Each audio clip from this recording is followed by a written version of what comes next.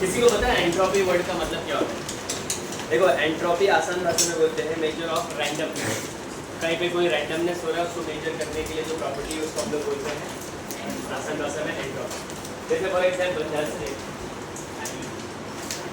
मान ले मैंने यहाँ पे 3 कंटेनर लिया, ध्यान से देखो जरा इधर। इस तरीके से मैंने यहाँ पे 3 कंटेनर लिए। मान लो इसके अंदर मैंने आइस क्यूब रखा, इस तरीके से मैंने आइस क्यूब रखा। तो मुझे बताया ये वाटर का ही कौन सा फॉर्म? सॉलिड फॉर्म आया ना। अब कॉमन सी बात है, अगर ये सॉलिड फॉर्म में है तो इसके अंदर जो मॉलिक्यूल्स होंगे या पार्टिकल्स होंगे क्या वो रैंडमली मूव करेंगे? नहीं करेंगे, क्योंकि इसमें क्या ज़्यादा है? फोर्स ऑफ अट्रैक्शन बहुत ज़्यादा है। अब अगर मान ले इसी को थोड़ा सा गर्म कर दिया तो ये कौन से फॉर्म में चले जाएगा? ये भी वाटर ही होगा, लेकिन ये इसका कौन सा फॉर्म होगा? लिक्विड फॉर्म होगा। अब मुझे बता, अगर मैं यहाँ पे तेरे को फोर्स ऑफ अट्रैक्शन की बात करूँ तो वो सॉलिड के कंपैरिजन में थोड़ा वीक होगा। इसका मतलब है यहाँ पे पार्टिकल मूवमेंट का चांसेस थोड़ा ज़्यादा है।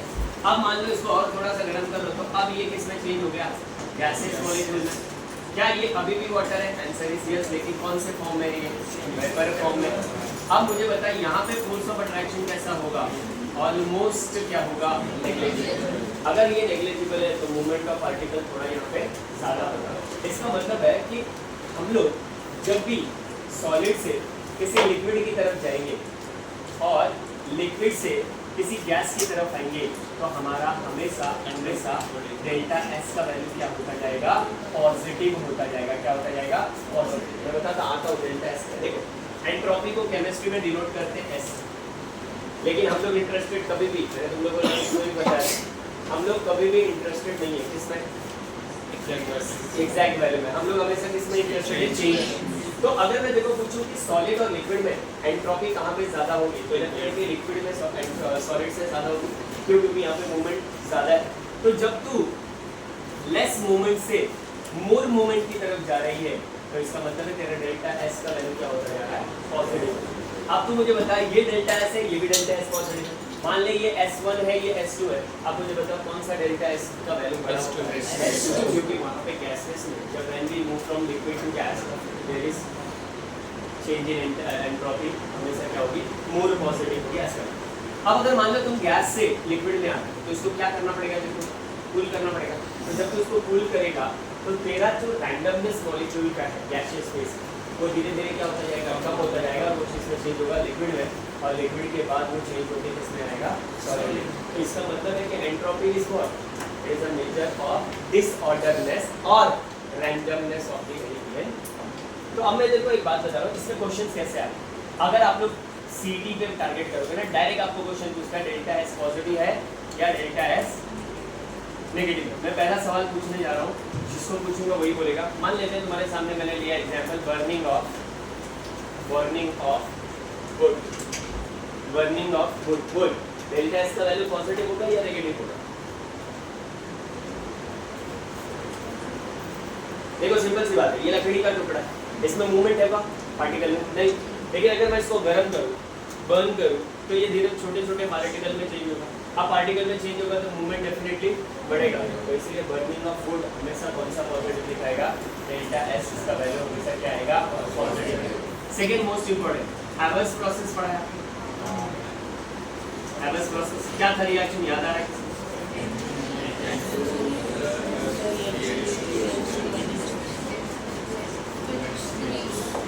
जैसा लोग आप मुझे बताओ क्या डेल्टा एस का वैल्यू पॉजिटिव है negative? Delta S is positive और negative? Delta S is positive और नेगेटिव। देखो चलो चेक करो। सबसे पहले इधर ध्यान दे, इन दोनों में बॉन्ड टूटेगा, H और H में बॉन्ड टूटेगा और फिर नया बॉन्ड NH बनेगा। तो यहाँ पे चेंज इन एंट्रोपी क्या होता है? तो देखो रिएक्टेंट में दोनों मॉलिक्यूल सेम होते हैं तो ये होमो एटॉमिक होता है। होमो डाई एटॉमिक, होमो का मतलब होता है सेम, डाई का मतलब होता है दो। ये भी होमो डाई एटॉमिक मॉलिक्यूल। पर ये कौन सा मॉलिक्यूल? ये हेटेरो पॉली एटॉमिक है, क्योंकि H के यहाँ पे बहुत सारे हैं। तो जब भी हम लोग रिएक्टेंट और प्रोडक्ट को रिएक्टेंट को प्रोडक्ट में कन्वर्ट करेंगे हमेशा ध्यान रखना डेल्टा एस का वैल्यू पॉजिटिव ही होगा। जब हम एंट्रोपी निकालेंगे तो डेल्टा एस का वैल्यू हमेशा पॉजिटिव आएगा। तीसरा, this solution of this solution of I2 क्या लगता है? दिस सॉल्यूशन ऑफ I2 का वैल्यू क्या होगा? Negative positive. तो दिस सॉल्यूशन का मतलब क्या है? I2 तेरा एक्वस फॉर्म में तूने डिसॉल्व किया, अब ये तुझे क्या दे रहा है 2I माइनस, मुझे बता डेल्टा इसका वैल्यू पॉजिटिव होगा नेगेटिव होगा? डेफिनेटली पॉजिटिव होगा क्योंकि I2 एक मॉलिक्यूल है, I2 एक मॉलिक्यूल है और यहाँ पे हम लोग इसको किसमें चेंज कर रहे हैं? एक्वस मीडियम में। एक्वस मीडियम में कर रहे हैं तो मैक्सिमम पार्टिकल्स वहाँ पे क्या करेंगे? मूव करेंगे। तो ये हमारा I2 को जैसे ही तुमने डाला किसी सॉलिड फॉर्म में वो एक्वस कंडीशन में चेंज होकर 2I माइनस देगा, इसमें डेल्टा S का वैल्यू हमेशा क्या होगा? पॉजिटिव। तो हमेशा ध्यान रखना ऐसे रिएक्शन जिनमें मोमेंट ऑफ पार्टिकल इंक्रीज होगा after dissolution, after burning, after whatever, तो हमेशा ध्यान रखना कि उसका एंट्रोपी का वैल्यू हमेशा क्या आएगा? पॉजिटिव आएगा। एंट्रोपी का वैल्यू क्या आएगा? Positive. And what is the entropy? It is a measure of randomness और डिसऑर्डरनेस। गुड, खुद से लिख लेना। It is a measure of randomness और disorderness. Entropy, entropy change of a system, entropy change of a system is equal to entropy change of a system is equals to amount of heat transfer, amount of heat transfer, amount of heat transfer bracket में लिखना capital Q, नीचे subscript में छोटा सा REV लिखना, मतलब reversible, Q reversible,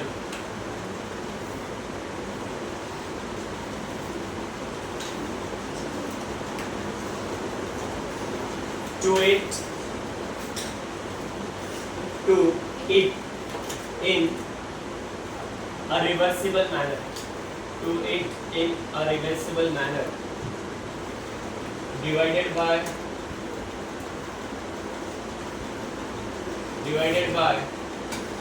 the temperature T in Kelvin, temperature T in Kelvin,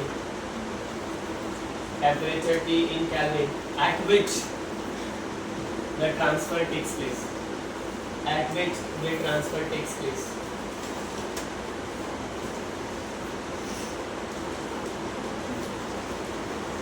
मतलब अगर कोई मुझसे पूछे कि एंट्रोपी का फॉर्मूला है, मैथमेटिकल एक्सप्रेशन में लिखा दो, कैसे लिखेगी? डेल्टा अपॉन कितना हीट ट्रांसफर होगा during the solid to liquid, liquid to gas और solid to gas whatever at constant temperature, वो टेंपरेचर क्या होगा? अच्छा मुझे बता, अगर मेरे को कोई डेल्टा एस का यूनिट पूछे तो क्या होगा? तो इसका ऐसा यूनिट जूल अपॉन T का केल्विन, तो फाइनली आंसर क्या आएगा? जूल पर केल्विन। तो हमेशा ध्यान रखना एंट्रोपी का अपने पास क्या आएगा? जूल पर केल्विन आएगा। क्या आएगा? जूल पर केल्विन। तमाम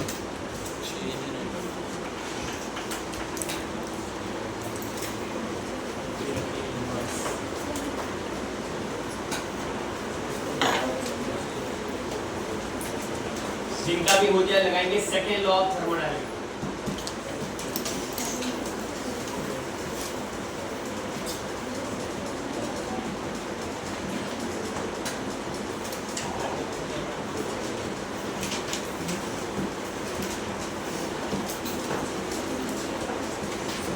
अच्छा मुझे बात बताओ, क्यू रिवर्सिबल क्यों लिखते हैं? डेल्टा क्यू क्यों नहीं लिखते?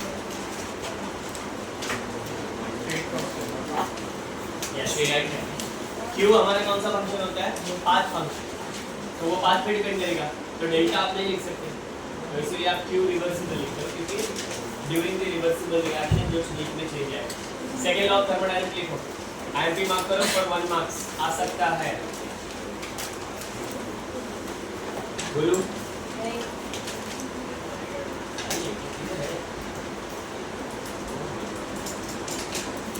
the second law of thermodynamics states that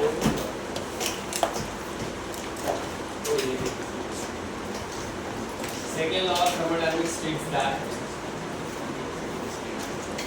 total entropy of a system and its surrounding, total entropy of a system and its surrounding increases in a spontaneous process, increases in a spontaneous process, increases in a spontaneous process.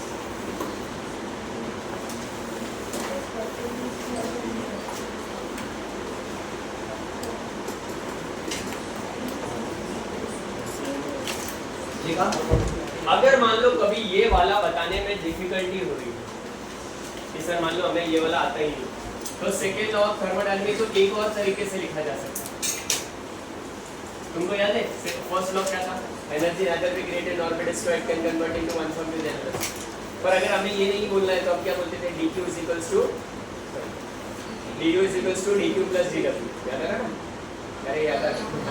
तो वैसे second law of thermodynamics, if कोई भी reaction अगर spontaneous है, if reaction is spontaneous, अगर कोई भी reaction spontaneous है तो आप इसके लिए बहुत आसान लैंग्वेज में लिख सकते हो, डेल्टा एस टोटल मतलब change in entropy total is equals to, बोलो फटाक से, delta S system plus delta S surrounding greater than equal to always.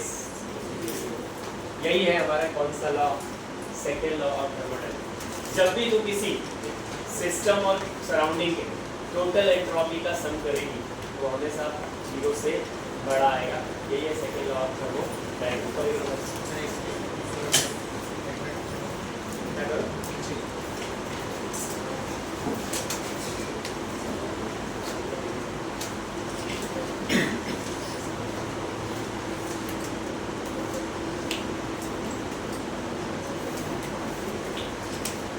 Q reversible upon T, joule per Kelvin।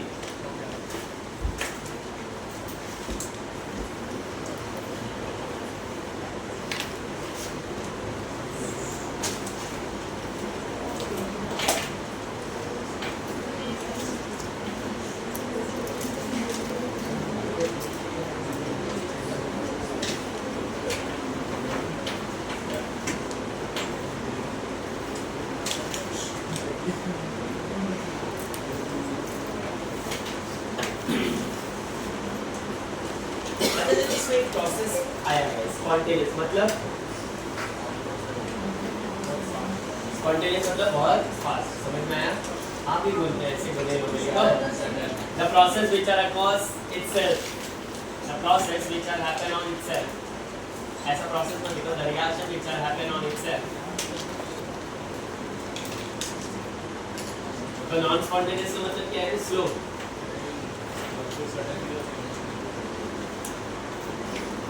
The reaction which have happened on itself.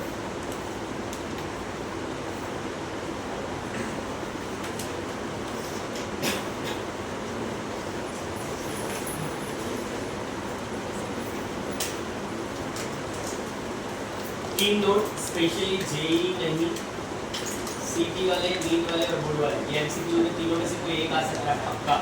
तीनों exam में से किसी एक exam में आएगा एक्सेप्ट जी में note. Note number 1, if delta is total greater than 0,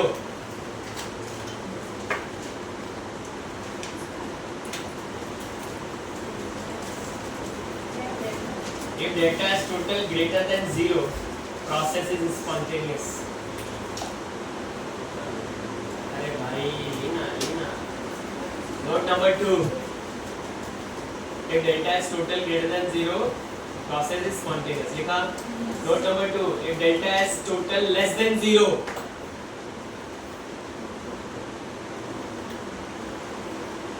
then process is non-spontaneous।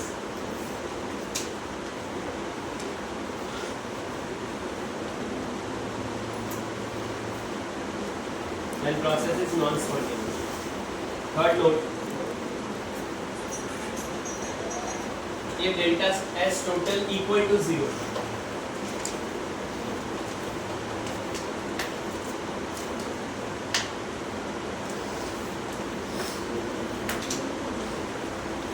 the process is in equilibrium।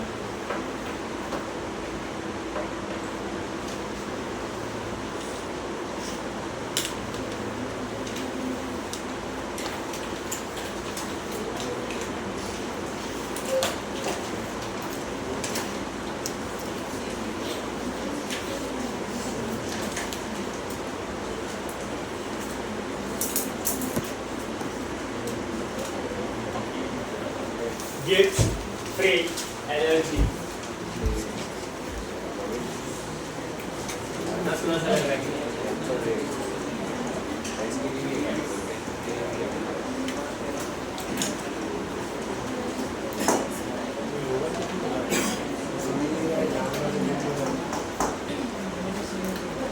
ये बार जो जेई का पेपर हुआ था दोनों जनवरी और ये अप्रैल वाला, इसमें इसके क्वेश्चन आए थे गिव फ्री एनर्जी। देखो पहला डेफिनेशन सबसे को याद है, इसका डेफिनेशन लिखो, the energy which is stored for doing useful work in मैं बोलिए विनय है क्या फ्री एनर्जी, अभी यहाँ से ध्यान दे रहे, ये free energy mathematically represent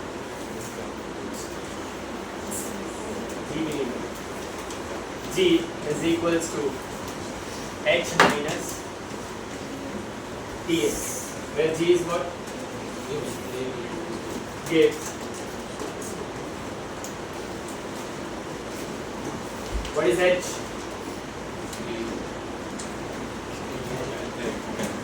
What is T? Always entropy. लेकिन हमको पता क्या है कि गिव्स फ्री एनर्जी ये कैसी क्वांटिटी है, ये एक स्ट्रेट फंक्शन है। अगर स्ट्रेट फंक्शन है तो ये इनिशियल और फाइनल पे डिपेंड करेगी, तो इसको मैथमेटिकली लिखने का तरीका ये भी हो सकता है delta G is equals to delta H minus T। Temperature constant ही होगा जो कहानी चल रही है, ये तो क्या है बोलो फटाक से delta S।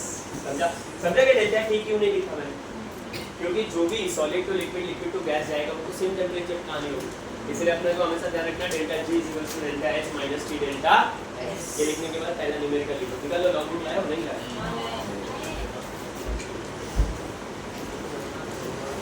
Relation between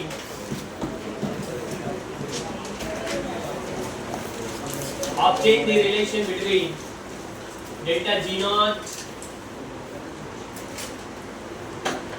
obtain the relation between delta G naught and equilibrium constant, delta G naught and equilibrium constant।